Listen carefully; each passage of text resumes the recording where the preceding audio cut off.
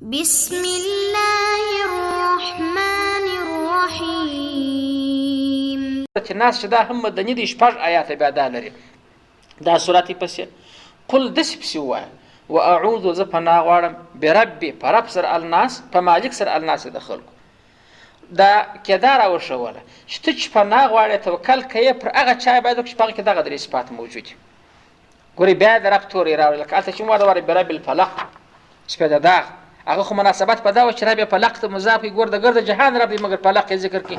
ټول الله لکه شپه چې په فلق بدلوې په سپېده داغ بدلوې سپېدې را شروع کړې زما نه جوړي په صحت بدله کړه. دلته ویل چې برب الناس پناه غواړم بربي په رب سره الناس د دې ټولو خلکو. رب معنا مالک متصرف واکمن ده شي. نو په دغه رب د ټولو خلکو ملک الناس چې دی ملک پاچا دی الناس د خلکو د ټولو خلکو پاچا هم دی. اله الناس چې دی معبود دی د ټولو خلکو. ګوره د هر صورت په پای کې ناس ناس ناس یعنی هغه صورت چې هغه څو واره ناس پکښې کې راغلی نو میم د صورت ناس پرېښی دی. نو ګورې خاوند مالک د خلکو پاچا د خلکو معبود د خلکو. که د چا څه څوک پناه غواړي دغه صفات باید ولري. هغه باید ډېر مالک و ډېر واکمن هغه باید پاچای پادشاهي و تصرف ته د سره او هغه باید معبود هم نو دغه صفات په بل چا کې موجود دي. د الله څخه یو څوک معبود کېدلی شي خو معبود کېدای نه شي. نو پناه چې د هر دښمن غواړي التجا او پناه به الله عز وجل ته او اکثر وخت چې امداد مجاهدینو ته راځي هر وخت چې راځي په دغه وخت کې راځي چې د تمه د نور شیانو څخه وخیږي چې پر اسباب نو اعتماد بالا پورش ولا که یا دا کار درک یا دا یا الله پاک بالانو محافظ ته چې څنګه مې کې دغه رقم چې دا التجا په دغه وخت کې چې انسان د ګردو شیانو څخه څه بارونه مال دی چې کېږي امداد بالا په دغه وخت کې راځي. حتی اذا استيأس الرسول متى نصر الله چې رسول بل دغه رقم باره ما یوسف باره بل چې دا الله نصرت وستوس وعده کړ دغه وخت به برات چې دغه رقم د سړي تما وقتل. نو دغه اله معبود د خلکو دغه څه باید پناه واخلي په پناه باندې نو دی ارزښت نه وي غواړي. ملک معنا پاچا اله معنا معبود. نو په دغه درې صفات لرونکي رب باندې پناه غواړم. درې صفات خپل په آیاتو کې ذکر شو که څه ورته فهمې د چا څه غواړي. من شر الوسواس من شر د شر او د ضرر څخه الوسواس د وسوسه اچونکي. وسوسه و هغه خبرو ته وایي چې د انسان په زړه کې د شر دپاره ورلویږي د طرفه د شیطاني وسوسې ګردمر. یو بیا الهام دی. الهام هغه خبرې چې د انسان په زړه کې د خیر خبرې ورلویږي هغه بیا د طرفه د رحمان دی. د خیر خبرې پکښې ګرځي الهام راته اوس بس دا کار به وکړي د خیر کار چې او که د شر کار کړی هغه ته الهام نه وایي هغه شیطان استاد شیطان یو شی هغه وسوسې بولي. نو د شر څخه د چا د وسواس چا وسوسې اچونکی دی د هغه د شر څخه الخناس بیرته پټېدونکی. دا دواړې صفات د شر څخه د وسواس خناس وسوسه اچوي خناس بیرته شاته تلونکی دی.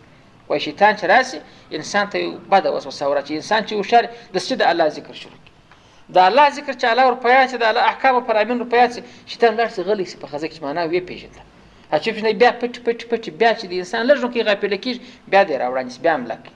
بیا که دا د الله ذکر د دور په یاد شو د الله سره علاقه ټینګ دی بیا ولاړ شي. نو خناس دغه ته وایي چې راځي بیرته شاته ځي پټېږي هیله کوي چې نه د یوې خوا د بلې د خوا کار ده دغه دی.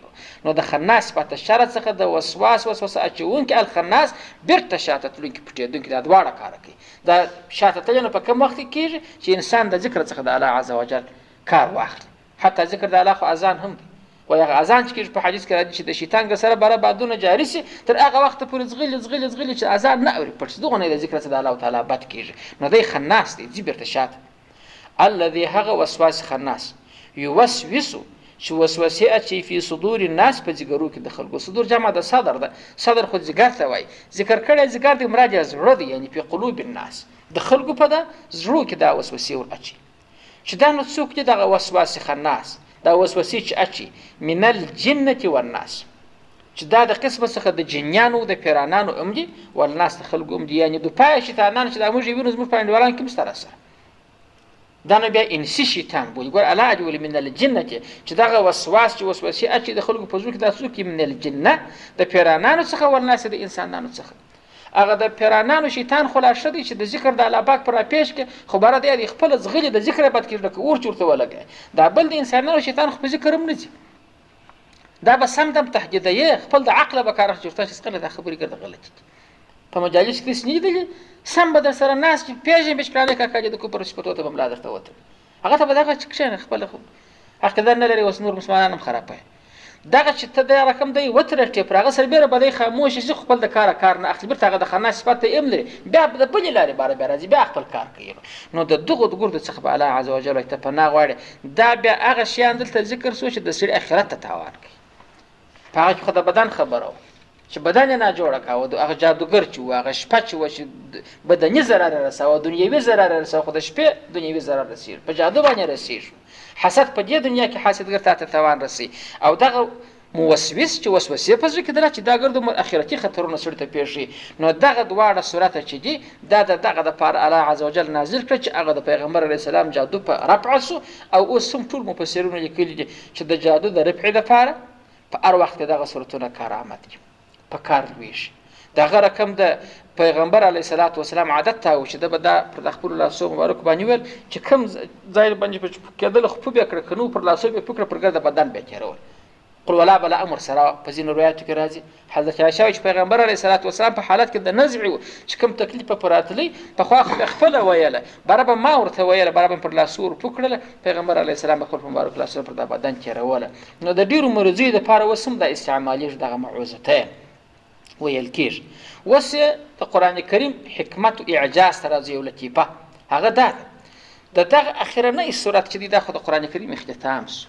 لومړنۍ صورت سورت فاتحه او الحمدلله دا ابتدا او انتها چې سره مناسب شي دا د متکلم پر زیاتې پوهې باندې دلالت کوي.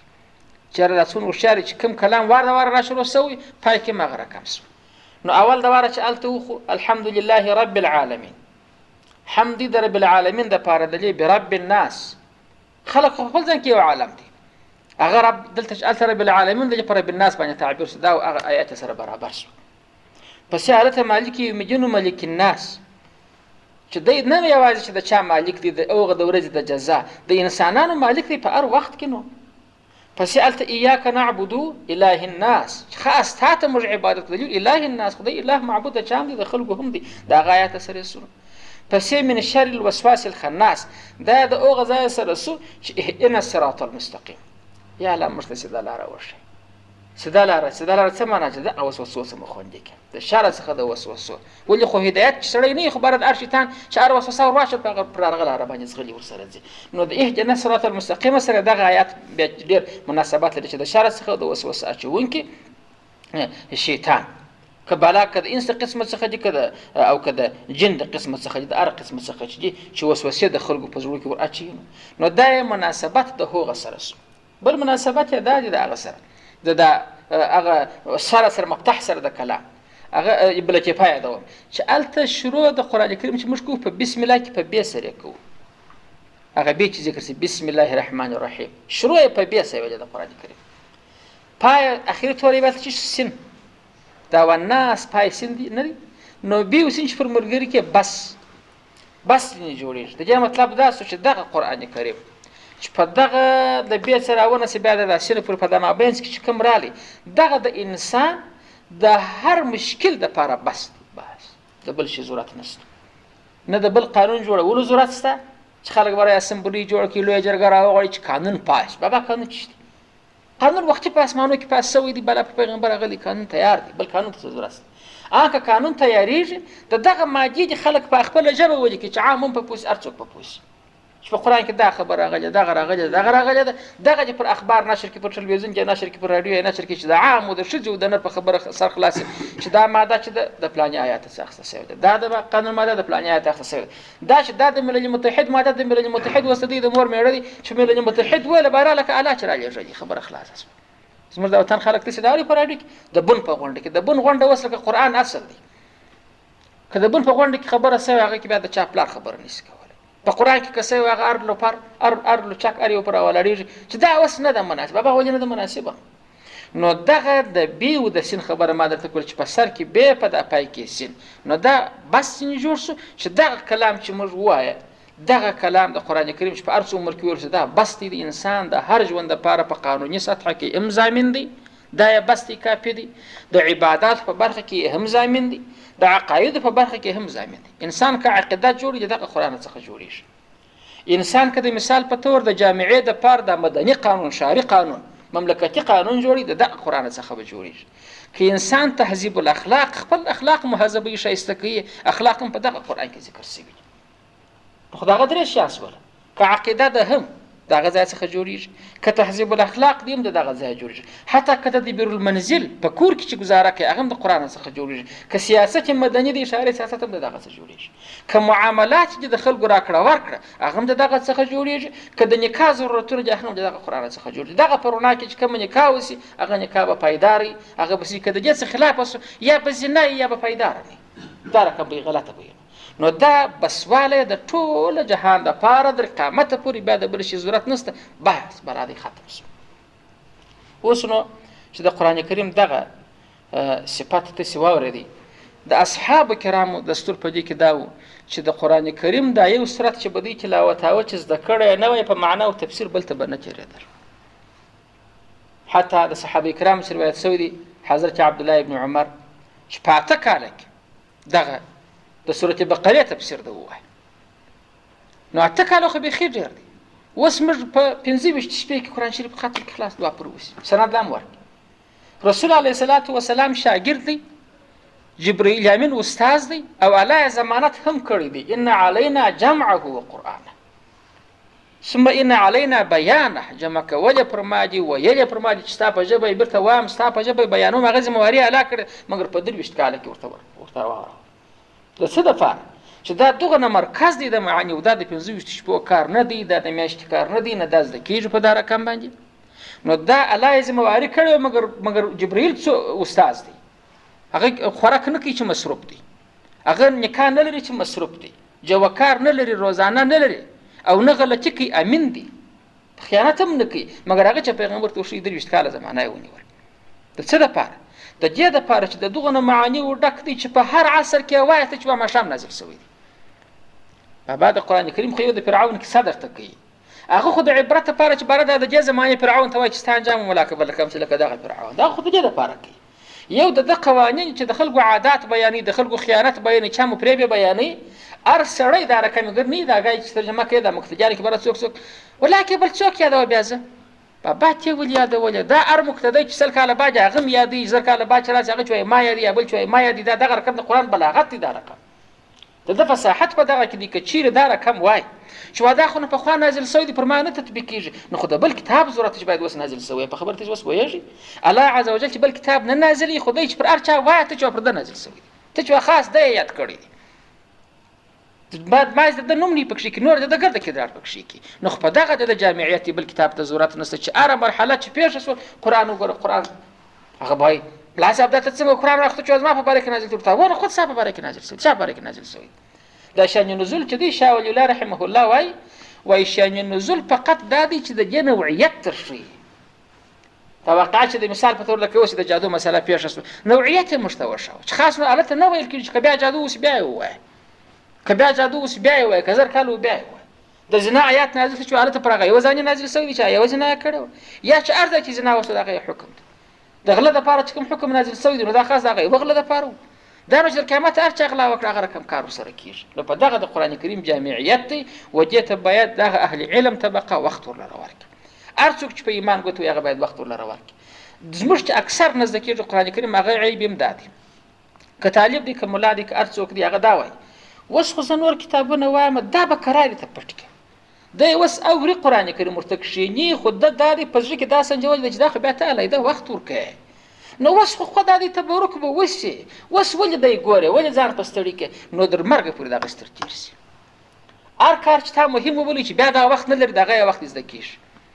دا چې د دوی نه زده کېږي وایي یې یېرېږي، وایي یې یېرېږي. دی داسې نه دی چې منکر دی ځینې، دی په خپل زړه کې دغه تصویب کوي د خیر سره په کال د خیر البیاسم قرآن شریف زده کوم، بل کال یې البیاسم زده کوم، اخر پای نو چې شه راوځي هغه د 40 ورځو ترجمه وکړي بالا خلاص ګوټه پر وتلي بالا ایله په پوهېږي هم نه د بل چا مخ هم ډب کړي. مشکل خو لا دا پیښ چې باره دې وسم نه پر رسېږي چې ورویاشه باره نو ما نکله ګوټه وتړه په درواغه راوتړ د کاغذ نکره کړی دی. اوس ورته چې زموږ دغه کاغذ در سره واخله چې اتا ته در کړی دی واغه ته بیرته ما د لی استاد ورته استاد ته بده سبق مې پته نه وای، هر چا چې در کړی دی دا کاغذ واغه ته ورته د استاد په لاس را کزه ورته استاد سره باره وایي زه خو نو زه یو شو استاد باره چې زه استاد هم نه ولې راکوه ماته د کاغذ دا دغه کاغذان دا شایسته کاغذان جوړ کړو چې اور کوي هغه بیرته نه مني. نو چې یو دا فقط ماز یو ډول سنگار دی جوړیږي چې ناري او هي سره جوړ سي بالادار کم چم په خلکو وکړي. نو قران کریم ته به دغه سپرته توجه کول کیږي، خصوصا هغه کسان چې په قانون ګوته وي. زه دا خبر د پیغور پر کوم وایم طالبان ته داسې وم برم یا والله بلا چې دغه کافر قانون به منینو مې شورونه د په دغه خاصه مور چې پرېږده چې خپل کفر قانون تطبیق کړي. کاغه نه منې شیطان ورکه نو دغه بس دکې نو چې دا جمله دې دغه خرابې وربره کوي. نو خدای جهان بر زنګلي قانون ته جوړي زنګلي هغه په خوا خلک وي زنګلي ژوند د انسانانو د کډرندگان د ژوند کاوه دا لري چې پرابل وسوره سي دغه مړ کاوه. نو قانون خو شي بر خلک سره دار چالار معلومه لکه ګوره وس پر سړک باندې ورسي دار چالاس معلوم دي خلاص ټکر نه پیښ کدا یو غلطي وکړه د لاس اورتي چې درز سره ومشي. خدای انسانان باید قانون ولري په جنبل کې در قیامت چې دی چلیږي. نو قانون خو یا کفار خپل جوړ کړی چې موږ باطل بول ادي وسره جنگیر. نو چې هغه استکیه به قانون جهان جوړه به قانون جهان خو د درندگان ژوند خو بغل کې بار سره ګرځي او پرابل باندې ظالم. نو خو به قانون نه که جهان ماته جوړه. نو چې دا شیدان ورکړي خو دا کار د پاره وکړي په قانون ته پیژنه. نو ته به دغه قران څخه قانون را باسي دا به جوړه چې ارڅوک په کار کې ولاړ دي باید هغه ته متوجي شي. نو خصوصا اهل جن طبقه چې غواړي هغه قانون مات کړي په جهان کې جنگ شروع دي د قانون شروع دي. اوس تاسو ګورئ یا خبره بس سپامه تبلیغي حضرات په جرمن کې دی الا دی په لندن کې دی الا دی پارد کې دی ولې الا دی. نو دی کافر دی؟ کافر خو نه دی مګر خو د دې پروګرام په مخه اخستې دي چې الته په قانون کار نه لري. دی وځي شخصي المنځ کوم خلکو ته سبحان الله یو شی روزي او شی دا شخصي قانون چې دی دا اسلام هم د کافر غت منی. تاسو په خپل قانون کې زمين نه لري په اسلام کې دا زمين څه چي زمين خو کې هندو دي هندوګارات کې يهودي دي يهوديت کې کنسراني دي نصرانيت کې اسلام په دا کار نه لري. وای کوا قانون بس ما منی په شار کې ته زمين ماته جزیره کا حتی د زمين دون حقوق ته لکه د مسلمان غیبت حرام دي. ولې خو دا قانون په سر سر ګومري فقط په شخصي جن کې آزاد دي. هغه مسلمانان چې شخصي جن په ډېر شتوګه کې شل منځونه کې شته سپي اړي شو وظیفه کې شو شیار ګرځي کې کو پر کار نه پلري پځه ته دی په قانون کې دا چې دا ولې زیره ته جای د خیره چې تاسو سره د قانون ټکر کې وایسته قانون نه ونه په جاله کې بس ما قانون تطبیق دغه دی نه پرشتي. اوس په موږ څه خپل قضاوت وکړو د مثال په تور په د خانقاو کې پیران دغه بشل منځونه کې شو وظیفه کې کتاجب خو هغه شی وظیفه کې مګر یو دربار تاج د امریکا نه ډول ولې نه نړۍ پاپا خلای خلک خوندې کړي چې زیاده شرع پیغامه کوي خپل وظیفه خلای زیاده شرع خلاص هم درته سره ناس وظیفه کې در ما شامه کې یا وای د زر کاله کې دلته خدای ژوند ورکې ک ډوډۍ غواړي ډوډۍ بم ورک ک ګمبته جوړي ګمبته مور جوړي پیسې مور کو ګرځي ورکوم امریکا ورکې طالب په غره کې ملاک وای پرېږدم په غارو کې په قران کې پرېږدم په مسجد کې نه پرېږدم په چړه کې دا نه ولې بس دا درم زای دغه دې قانون غواړي. په قانون کار لري قانون دا جات چې ګسره شروع دي په قانون شروع